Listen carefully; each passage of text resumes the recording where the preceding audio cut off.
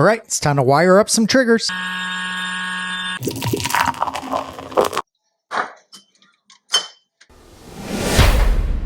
With the mechanics of our last two labs out of the way, it's time to start wiring up the first part of our automation platform.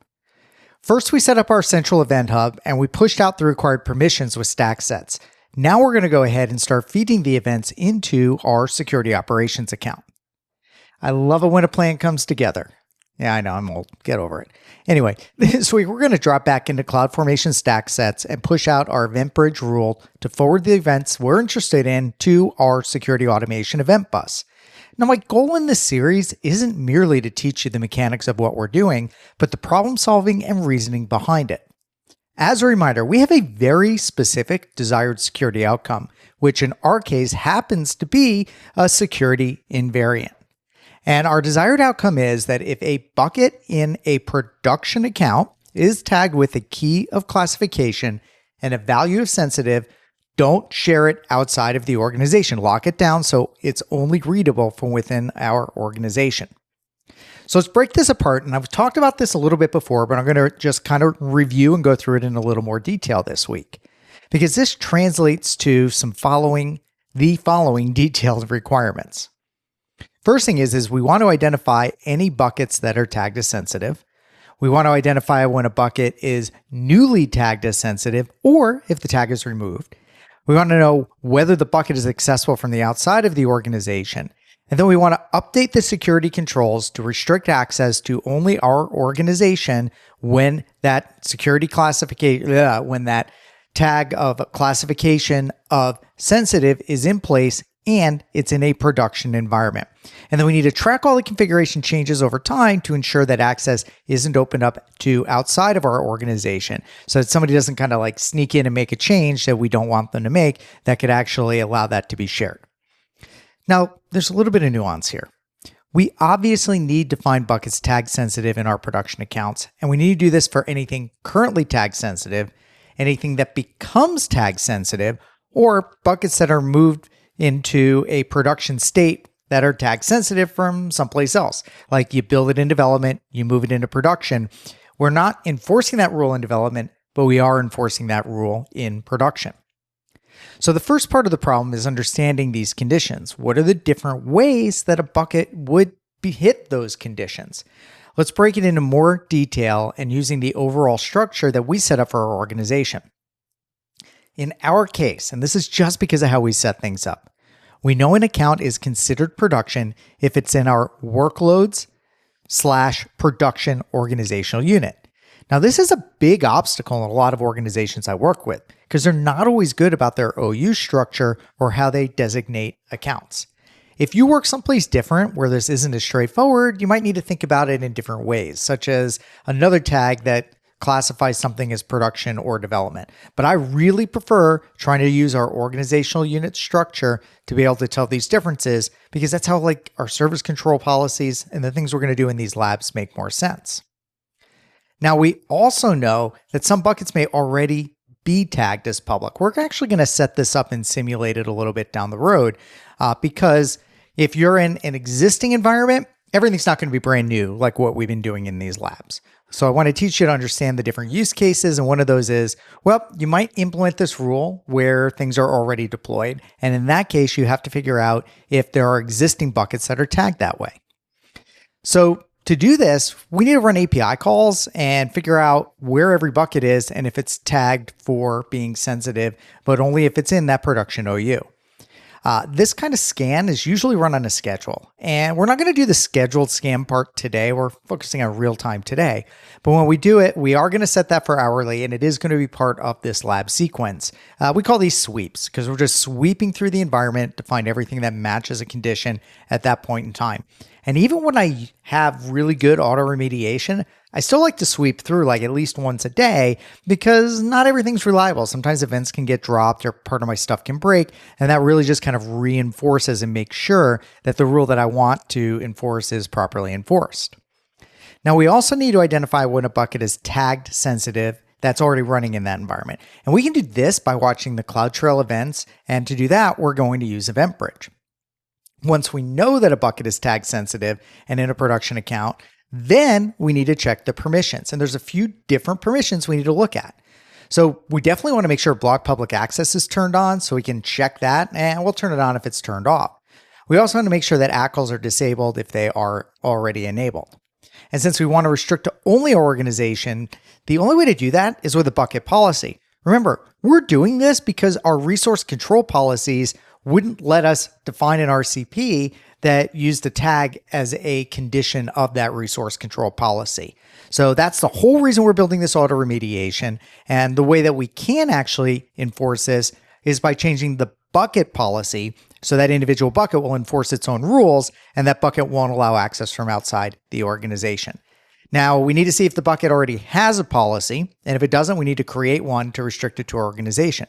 If it does already have a bucket policy, then we're going to need to add a deny statement to it to restrict access to only our organization, and we need to do that in a way that's not going to break that bucket policy. You can't have multiple bucket policies on a bucket like you can have multiple IAM policies on an IAM role. And we're going to show you as we get into the actual code writing parts of this how that works. Now, if a bucket policy is modified, we also want to check to make sure that it's still restricted. And if block public access is modified, we want to make sure that it's still properly enabled. We need to track those changes. Now, I am skipping checking for enabling ACLs, which would be another condition that I care about. Block public access will largely protect us from some of it. I'm going to come back to this one later because it adds a little bit of more complexity that I want to avoid for right now. Now, if we want to get even fancier, we detect immediately when the bucket moves into the OU and have that event trigger scanning of the bucket. We're going to skip that. That's a lot more work, and our hourly sweep for now is going to be good enough. So if you move a development bucket into production, we're going to get that with our hourly sweep. We're not going to get it with that real-time event. For something we might decide to add later, or if any of you are ambitious, you could do it yourselves and send it in, and I'll add it to a future lab. Okay, so with those requirements and knowing that we already have our central security automation event bus, that's what we set up a couple weeks ago, and that's all ready to receive events. We need to know what events we should actually send into that to trigger the analysis. Remember, we're going to trigger our scan in two different ways. We're going to sweep through every hour, but we also want to trigger the scan so that as certain changes occur, we can actually run that assessment in real time. That's our focus this week, is that real-time detection part of the problem. And we'll talk about doing the sweeps later. There are 6 events that we care about, and those are on the screen right now. So put bucket tagging if we add a tag, delete bucket tagging if we take the tag away. Remember, this is all tag-based. We're relying completely on a bucket with a classification of sensitive being the reason that we actually trigger putting down the security veil and keeping it locked down to just our organization. We also care if somebody adds a bucket policy or deletes a bucket policy, because both of those could change how this works. They could override our bucket policy. They could be deleting the bucket policy. And then we also want to make sure that the public access blocks are in place. So if they put a public access block on or delete the public access block, both of those we want to make sure we're using to trigger that assessment again. Makes sense? Now, you'll notice create bucket isn't on there. That's because when you create a bucket, you don't create the tag with the bucket. It's a separate operation. So the tagging comes after bucket creation, so I don't need to worry about that one. These are the kinds of things you learn when you've been playing in cloud for a while. And that's, again, I'm doing this to get you through the thought process. Like if we think of those requirements, well, if it's tagged and if it's in a particular OU and it's production, I want to make sure the right security is on there. And then I want to recheck it anytime any of those things changes. And that's where we came up with that list of those 6 items. In fact, previously I thought there were only 4, and then I thought about it a little bit more and I added 2 more. Okay, so here's a diagram kind of showing what this looks like. And let me move up here. I'm going to just do mouse-driven little highlighting here today, but this is what we are actually going ahead and building. So we have our stack set right now. That stack set already we've done one stack set that pushes out everywhere that we have an IAM role for forwarding events. So that's going to allow anywhere in our organization to forward security events into our security automation, which is in our security operations account. And that's the security automation event bus. Then we also are now, let me go back in order. We started by creating the event bus. Then we did the stack set to push out so that anything in our organization can talk to the event bus. Now, this is the part we're going to add this week. We're going to create another stack set. That is going to create a security forwarder rule. So that's going to forward those security events, and it's those specific events that we defined down here. So let's move that back up here. And so those S3 events, anytime we see those in CloudFormation, that's going to forward in to our central event bus, and then we're going to perform our analysis. Now, we, again, set a bunch of this up already. The parts we have in place are the event bus and the forwarder rule. So now we're going to create the forwarder rule with another stack set and push it out. Here's the difference between how we are setting up this event forwarder and how we set up our earlier one. So in one of our earlier labs, we actually, if you remember, we set things so that any security hub alert would send us an email. You've probably gotten a bunch of those as we've done various things in our labs, or at least I hope you have over time. That basically, the event would trigger simple notification service, which would send an email out. We're going to do something similar here in our forwarder, but it's going to have 4 key differences. First is we're going to trigger off CloudFormation events. And the second is we're only going to trigger on specific events, and those 6 events that I just walked through and listed. Now, instead of forwarding the events using simple notification service, we're going to forward those events to another event bus. You can take events from one event bus and move them to another event bus. So our default event bus has like every event in our account. And we're going to just cherry pick the items we care about. We're going to wire that across from one event bus across account to another event bus. And that's the one in our security operations account that we call security automation. We're also going to use StackSets to deploy the EventBridge rule into all of the accounts in our production OU. So it's the only place where this is going to work. Last time we deployed to everywhere in our organization. This time we're just deploying into that one OU. All right, so what's my thinking here? I'm trying to teach you the problem solving. And why am I using Event Bus and handling things this way? Well, there's always going to be a cost in pushing events around. And we only care about some events. That's why we're only going to forward those events. You're going to see that as we set this up, we're going to set it up so that we can modify that stack set over time if there are other events, and trust me, there will be, that we want to forward to our security automation event bus. We're just focused on this one narrow S3 problem, but we could add a whole lot of other events and forward those across as well, and StackSets will keep that updated. Now, since everything is within our own organization, and we're planning to use serverless and basically Lambda functions for our analysis and remediation, it makes sense to go from one event bus to another event bus instead of using simple notification service. Look, SNS can be a good option for security automation, just depends on the use case. It is typically going to be better for something like communicating between your application components in your stack, when it's more like, I want to publish something and subscribe to it. This is a little bit different. We're working with native AWS events that are already on Event Bus, and we can just trigger our remediations, our analysis and remediation directly off Event Bus. So it's going to be more efficient for us to just move them from one event bus to our centralized event bus. And so I went through the diagram of what you can see for this, where we're going to be using our stack sets to deploy what are our EventBridge rules, and EventBridge is going to collect those centrally.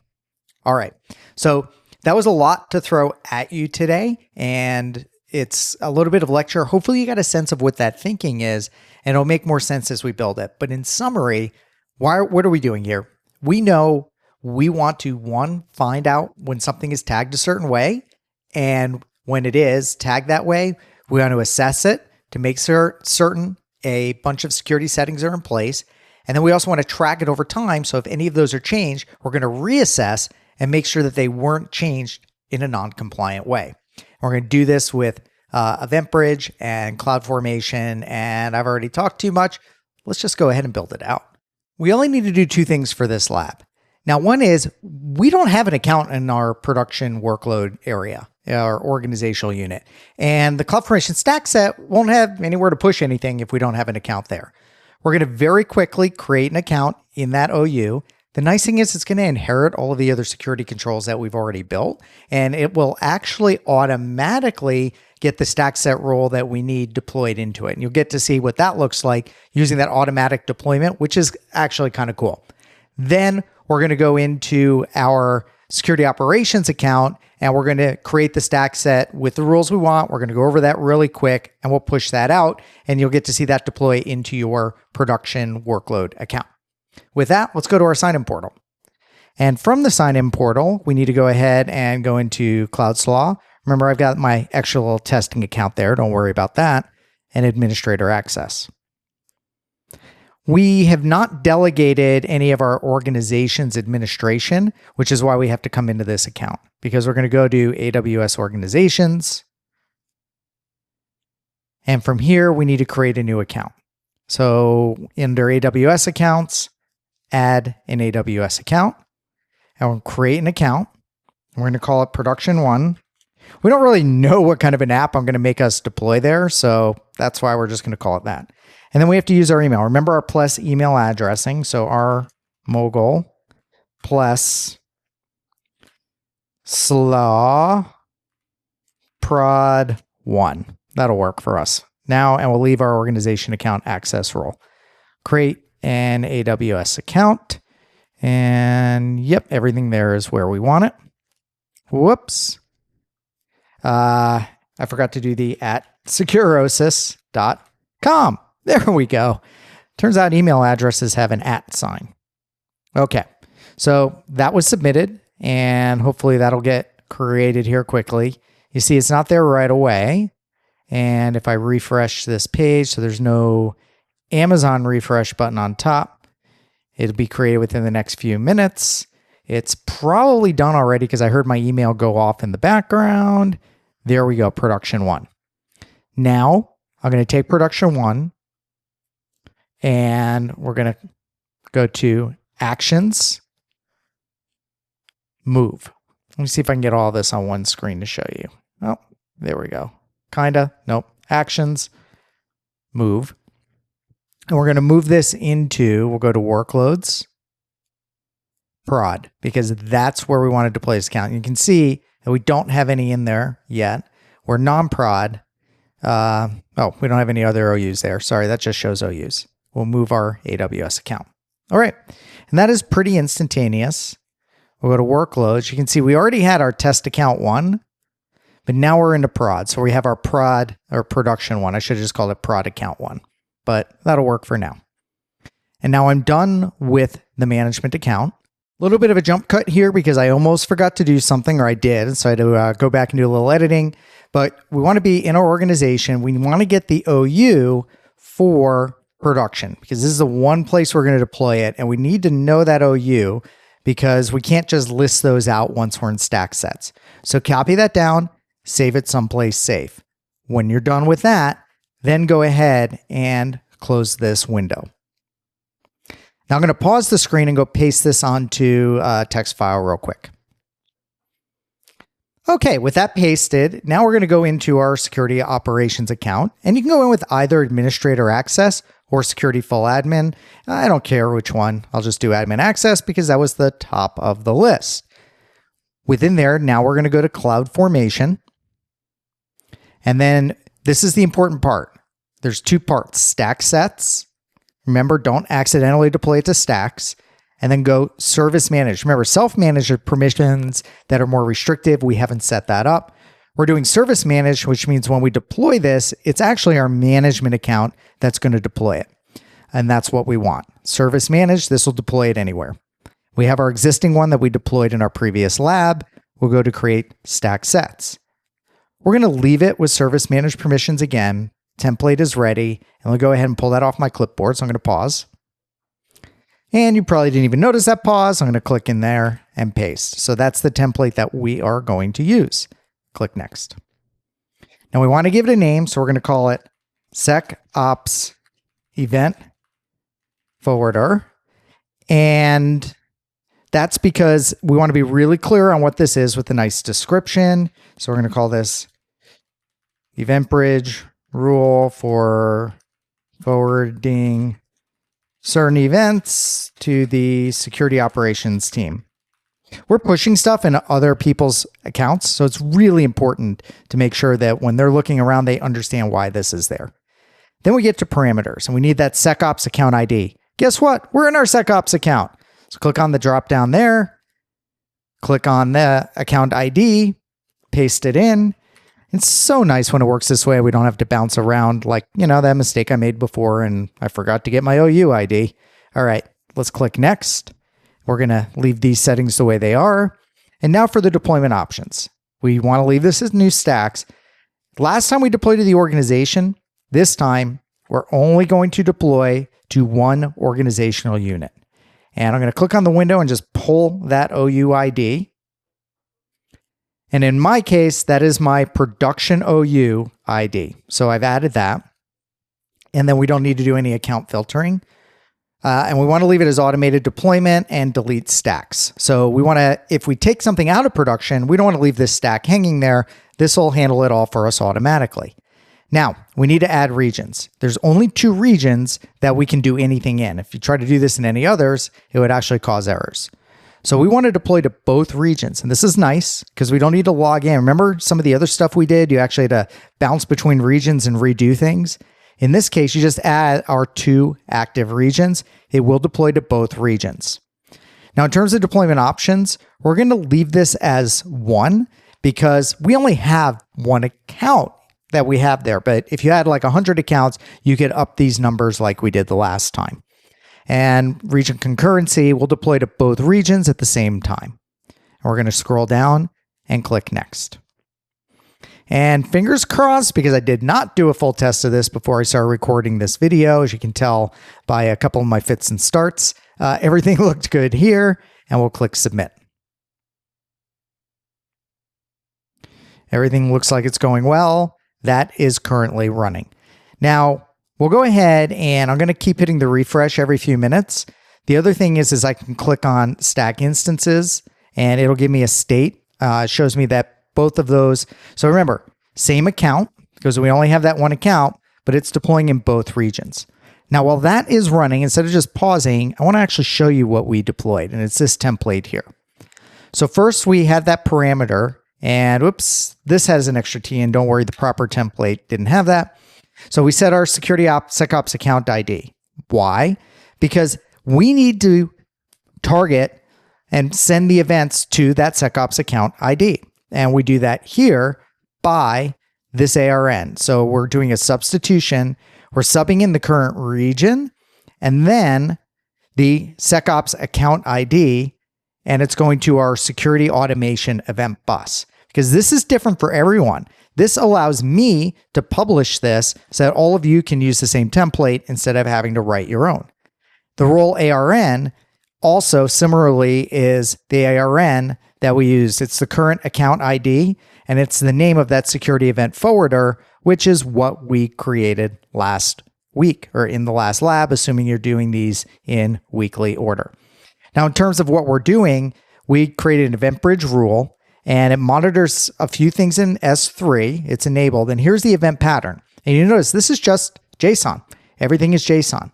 So if it is an AWS API call via CloudTrail, and the source is Amazon S3, and a couple of other details, it's the 6 events that we talked about. Put bucket tagging, delete public bucket, blah, blah, blah. Any of those 6 events is going to forward that event to our centralized event bus. We're going to go ahead and use this one later.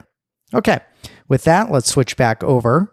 And I'm going to do a refresh on my page here. Hope there's no errors. We have succeeded. That's it. So we have now deployed that template I just showed you. It only went into that 1 production account, but if we had 100 accounts there, it would work the same way. And if we take that account, move it out of production into development, that EventBridge rule is going to be automatically deleted. So pretty cool. Now we have the ability to forward those 6 events to our central event bus. We're doing this piece by piece. We still got a whole bunch of stuff to get deployed. So I'll see you in the next lab. And I forget what order we're going in. So it's going to be a surprise for everybody. Talk to you later.